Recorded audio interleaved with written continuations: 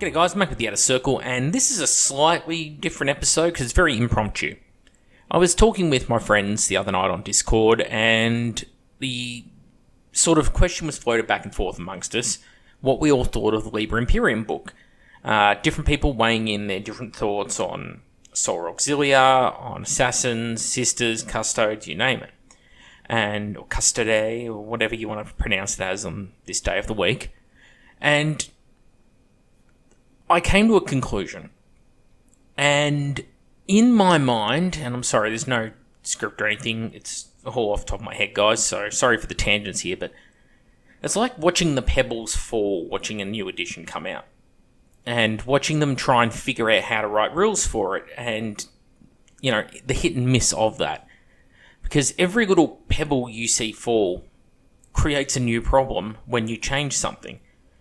So, like, if you looked back at history and you looked at how the 7 Years' War led to the American War of Independence, which led to the rise of Napoleon, which led to, the French Revolution and the rise of Napoleon, and then nationality in Europe and the unification of Germany and Italy, and then World War One. Like, all these things are a consequence because of some decision made hundreds of years earlier.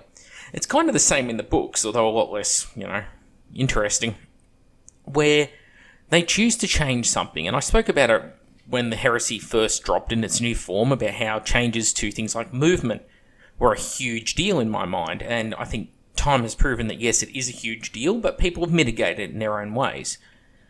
And when I look at that, I think the people writing this don't fully take into consideration just what the stats mean on paper. That's a tough thing to quantify, because when you look at a set of stats on paper, pretty much all stats in Warhammer revolve around 1 through 10. Okay, weapon skill 1 through to 10, ballistic skill 1 through to 10, strength 1 through to 10, etc., etc., etc. And that's a very important number, because we seem to treat, or at least when they develop the game, they treat a rise or a fall in a stat line of 1 as being a change of 10%, because it's out of a number 10, right? If I start with 4 and I go up to 5, well, it's a 10% improvement. But in my mind, the starting number is 4. 4 is the most common number you'll see in Heresy, probably in all of Warhammer in history. Alright, things are different now with 8th and 9th edition 40k and Age of Sigmar 1, 2 and 3, but traditionally, Strength and Toughness 4 was sort of baseline stats for a lot of the game. For things like Empire or Elves in Fantasy, it was 3. So when you go up by 1 stat or down by 1 stat, to me that's a significant change. You're dropping 25 to 30% efficiency when you go from Strength 4 down to Strength 3. And when you go from Strength 4 up to Strength 5, you're gaining much more than just a little 10% boost. You're gaining like a 25% boost. So it's very important to understand just how big a change something like that is. And then how do you price it? Well, I look at something like the Custodes, and I think you have models here which are the same price as a Marine HQ, but over the Marine HQ, they're coming with better inbuilt war gear. They've got equivalent or better armor. They have the ability to not be outnumbered as easily thanks to being bulky, so it stuffs over rules like Night Lord's rules. They come with far superior war gear, AP2 and initiative, are you kidding me? As well as having boosted stats in strength and toughness, as well as generally having better leadership buffs, such as stubborn inbuilt.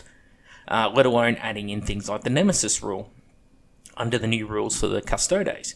And so you look at all of these things, you go, okay, how the hell do they balance an edition?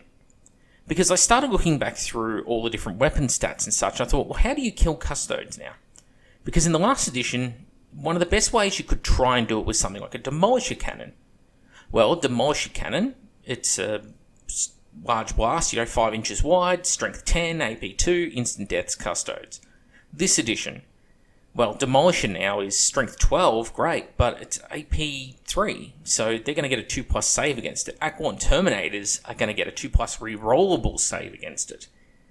And that's if you even hit more than one model, because a 3-inch template, like the small blaster Demolisher is now, is actually smaller as a template relative to the previous editions because the models themselves are as far away from one another in correct coherency as the template is wide. So it's going to be very, very hard for you to hit more than one model when you fire that weapon. So it's a very ineffective weapon for a very expensive tank, proportionally, for what it does. So that's no good. And I came up with a number, and the number that I came up with was somewhere around, and this is a very important number, 26. And that is the number of strength 9 and 10 weapons in the Horus Heresy. Of those, and that includes all the way up to like strength 12 weapons, strength 14, whatever. Very important though, because that's the amount of weapons that Marines are just not safe around. Okay? Anything up to strength 8 is dangerous to Marines. It is nothing to Custodes. What Custodes have to be afraid of is stuff that hits strength 10. Yes, bulk las cannons will kill them, but how many points do you want to pay to try and take down a Custode? So 2 Marines with las cannons is going to cost more than the cost of a Custode. It's the way of things. And there's only so many you can get into your army, and you've got to hope they don't get neutralized. So strength 10 and 12, etc. weapons, how many of those are there? In total, 13. And of those, half of them have an AP of 4 or worse in that sort of zone. And the rest are essentially Titan and super heavy grade weaponry. We're talking things like neutron lasers, Dreadhammer siege cannons, turbo lasers, that sort of level of stuff. So you're losing the tools to actually defeat some of these armies. And on the other hand, the other end of the spectrum, you have something like the Solar Auxilia. And the Solar Auxilia, you have an army which is predominantly toughness 3. So their whole stat line is 1 below the Marines. So how much of a drop-off is that? 30% across the board? Something like that. Same as Custodes, 25 to 30% across the board. Better in every single stat line. So with those guys, they suffer disproportionately in this edition because holy hell is this edition rough on Imperial Army equivalents. And I get this is the Horus Heresy, and I get that things like luck will always play a part in this tabletop game. But the balancing is horrendous here, because those weapons that are completely ineffectual against Custodes, that they may even get re-rollable saves against, or which they can just walk through, and they have these nice, open, spaced-out forces. Well, the polar opposite is true of the Imperial Army. You hit them with an artillery weapon, it is just as effective as it was in the last edition, and these vehicles and weapons have been significantly nerfed because they were afraid of killing Marines. That's really what I put it down to. This edition is all about Marines, and specifically about Terminators and Dreadnoughts for the Space Marines. The vehicles are not great. They're worse than last edition. If someone can explain to me, I'll give you $100 if you can explain how it makes sense, that there is a vehicle squadron, and they shoot las cannons at the first vehicle, and it's all simultaneous, and those las cannons hit that vehicle, and it blows up. Somehow the one next to it blows up because there was an extra penetrating hit in there, and it was also an explodes result. But yet, with a Dreadnought Talon, you shoot at a Dreadnought, same thing. That Dreadnought dies. All the other Dreadnoughts just keep walking towards you, they don't care. Explain to me that logic, will you? Yeah, there is no logic in there, it's just bad writing. So, you see this sort of pattern repeating and repeating. And the pebbles I watched falling are things like the changes to weapon skill. And this is not one we've really spoken about on the channel yet. So weapon skill is just awful in this edition because it started an arms race. They changed it so that if you have a higher weapon skill, you still hit the next weapon skill along on 3s. Okay, it makes sense. But that weapon skill that was one worse than you, instead of hitting you on 4s like it used to, so you hit them one better, they hit you one worse. If you're tied, it's a draw. Well, now, if you're weapon skill 4 and you're up against someone weapon skill 5, you need 5s to hit them. If you are weapon skill 3 and you go up against weapon skill 4, you need... What do you think you need to get them? You're going to guess 5s because it's 5s. So, all of a sudden, units that have weapon skill 5, instead of taking, let's say 50% of the attacks thrown at them in close combat would hit, now it's dropped down to 30% of the attacks that are thrown at them in close combat will hit. That is a big game changer, because you have something like Contemptor Dreadnought. okay, if it charges into a weapon skill 4 unit, let's say they've got 5 guys with melter bombs. Statistically, you're going to hit one of those melter bombs on the Dreadnought. One. Last edition would have been 2 or 3, statistically. That is a massive effect that it has. And was that something taken into consideration when they changed to this edition? And I would say no, that was not something that was baked into the points on the miniatures. Because you often see this now when people talk about their different Legion-specific Terminators, or I've spoken about them in the different episodes of Getting Started in the Horus Heresy. And you've got Terminators out there, which are weapon skill 4. And I will point out, if an elite combat or Dreadnought unit is weapon skill 4, it is a huge detriment.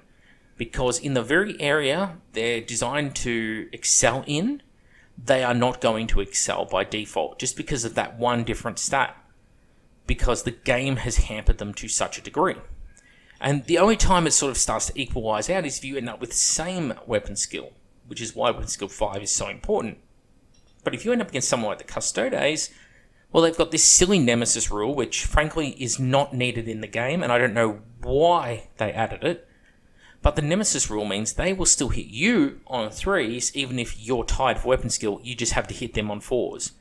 And especially funny when the Nemesis is kicking in because you might be ballistic skill 5, or they just look at you and just know that, man, that guy looks like he's a really cracked shot. Yeah, I think I'm just going to hit him harder because of it. Like, it makes no sense, the logic behind it. Which is very hard to sell on a game that, you know, for the universe it's built in, is very soundly set in a case of logic. And we see this sort of playing out across the game as a whole now, because we've seen what happens with the Mechanicum, and you have things like the Castellax. Castellax were really, really strong in the original Horus Heresy. They were a scoring troops choice. You could take them for your basic troops in their original release. Very quickly on, that got FAQ'd out because they're like, holy crap, that's strong. And they became well, once you fill 2 other troop slots, then you can take Castellax. Okay, that's a lot fairer. But in this edition, they've still got the same stat line and such, and you go, oh, well, that's good, but the problem is weapon skill 3.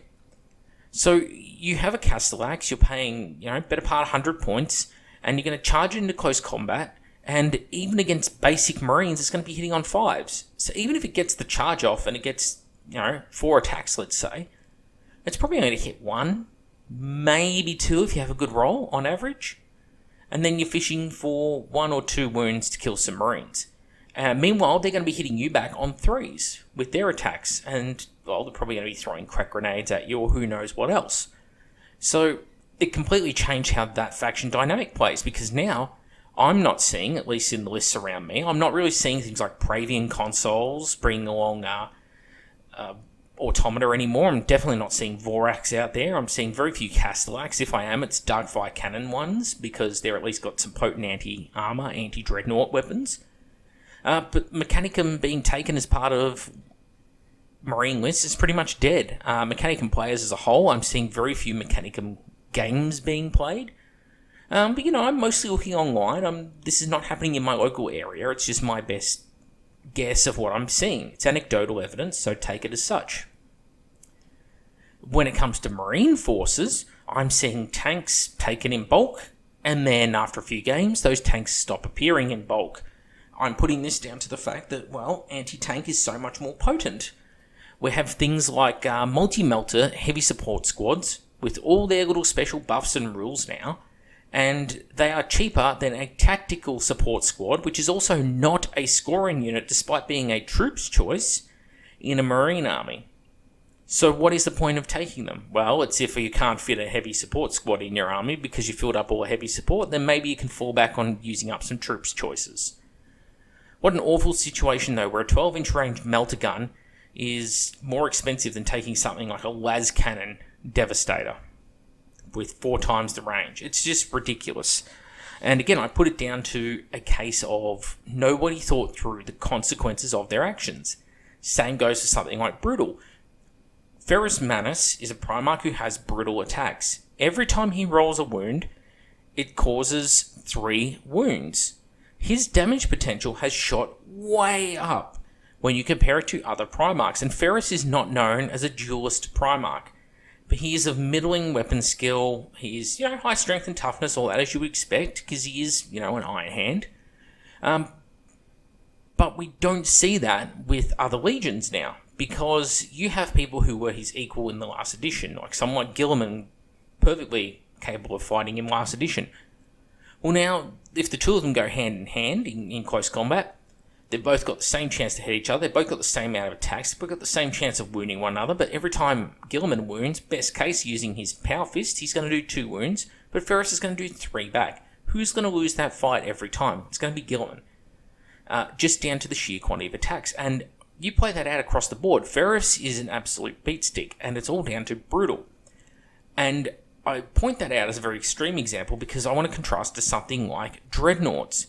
Dreadnoughts are going out there, as are Terminators, with brutal attacks.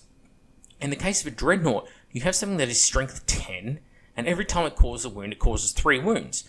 So if you start seeing Custodes in the meta starting to be more and more common, I guarantee you 100% you're going to see more Dreadnoughts in play, because they are the only reliable way for Marine players to go in and instant kill the Golden Boys, because all of the other options were stripped away at the same time as they were making Terminators multi-wound, giving Terminators the ability to re-roll saves against Blast and Templates. They also made the Blast and Template weapons worse weapons. They gave them worse AP. They made them nearly twice as expensive in points in some cases. And all of these little changes, like any one of them, would set in motion a chain of events that would need to be re-examined in a few months' time to see how it pans out. But to just pull the rug out and just do all these changes at once, just throw the baby out with the bathwater and just go, let's do 100 things at once, what could possibly go wrong? And then to lie to us and say that it's been so heavily play-tested, but it's like, well, it can't have been, because some of these things are so glaring. The only way to put it down as, having come into play is because of negligence or ineptitude, or possibly deliberate act or action.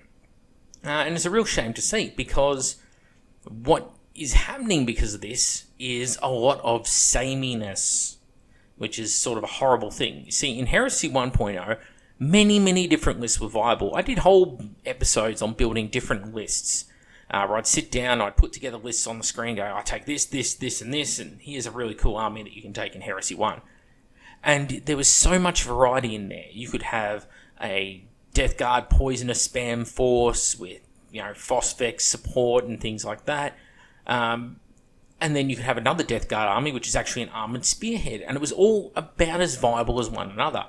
And yet they had their bonuses, both their soft and their hard bonuses, as well as their detriments and their weaknesses, which is something that was great about the original Horus Heresy, that is just non-existent in 2.0. See, in Heresy 1, take our Raven Guard.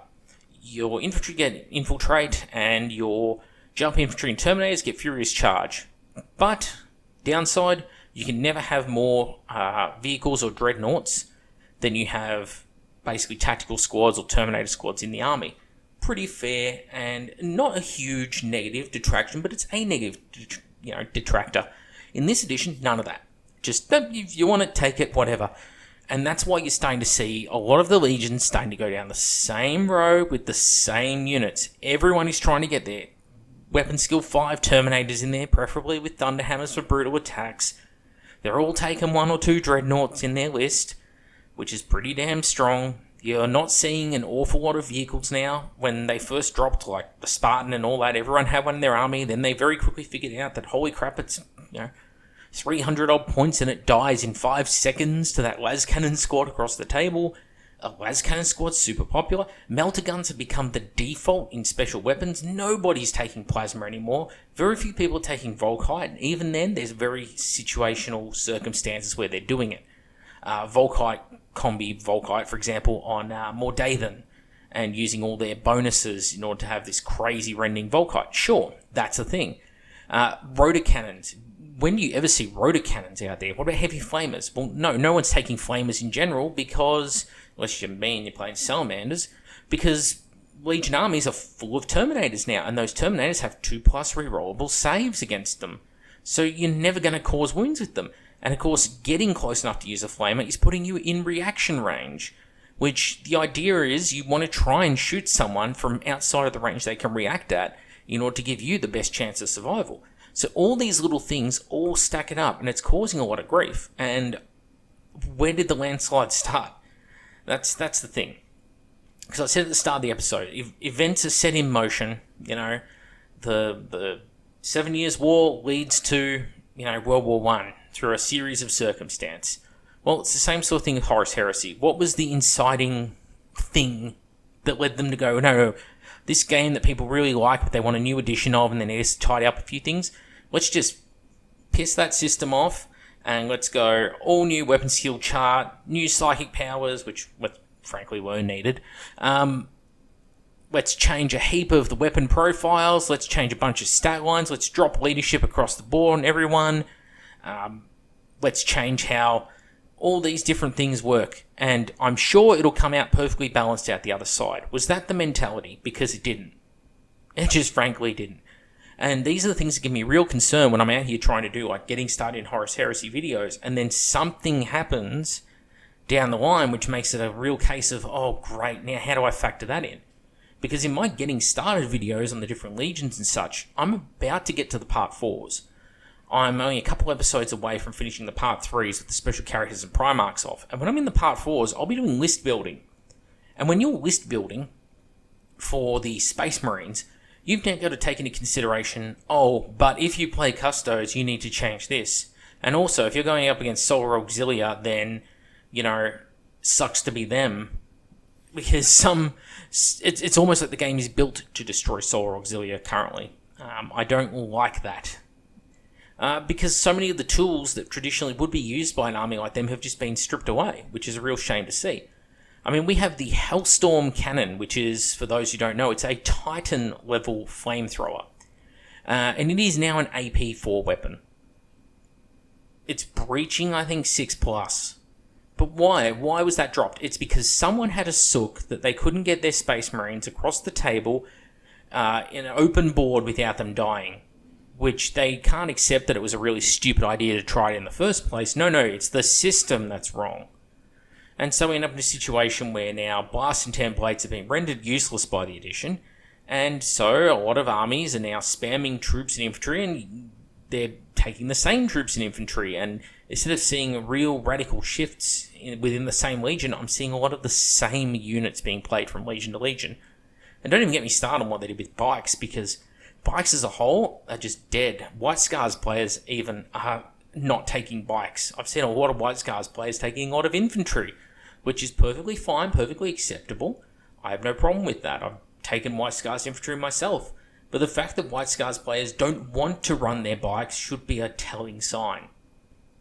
Anyway, that's it. This is Mac of the Outer Circle. I'm sorry for the rant, but this is an unrehearsed episode, just off the top of my head, the ideas floating through it.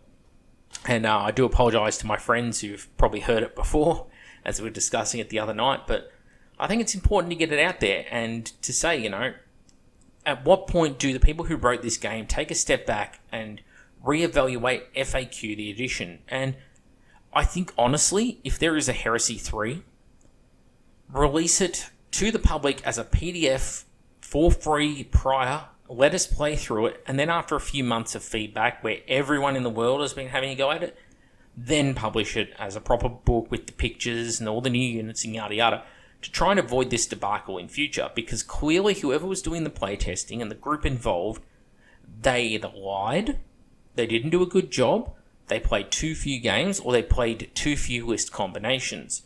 You can't turn around to me and tell me the Raven Guard are strong when I've personally played 4 different Raven Guard lists with my own Raven Guard, different themes, and I've basically came to the conclusion that, oh yes, under very, very specific circumstances, they are really good.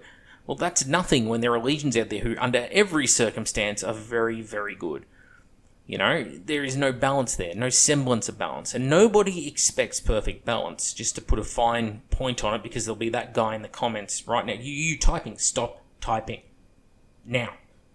The person in the comments who's typing, but it's impossible to get perfect balance. Yes, I know, we're not trying for perfect balance, but a close semblance of balance is what we're after here. And it doesn't take a genius to go, if let's take it to an extreme. Let's say that Legion over there gets all of their stats boosted to 10 for the duration of the game. Your Legion doesn't. That's not balanced, is it? Right? It's so unbelievably unbalanced, especially if there's no points modifiers or anything like that to help. It's just literally, I picked, the Legion Thunder Giants, and they're all Strength 10 Rockmen by default. You go, wow, that is really rough for me. What am I going to do about this? If that's the way the game is balanced, there is a big issue. But if you said, oh, well, they get +1 strength, and it's the first round of close combat only, or something like that, then you go, oh, well, that's a lot more close to balance, isn't it? That's what I'm talking about when I refer to balance. Not a huge, dramatic difference, okay? It's just bring it in, hone it in, rein it in. Anyway, that's it. See you all on the next video.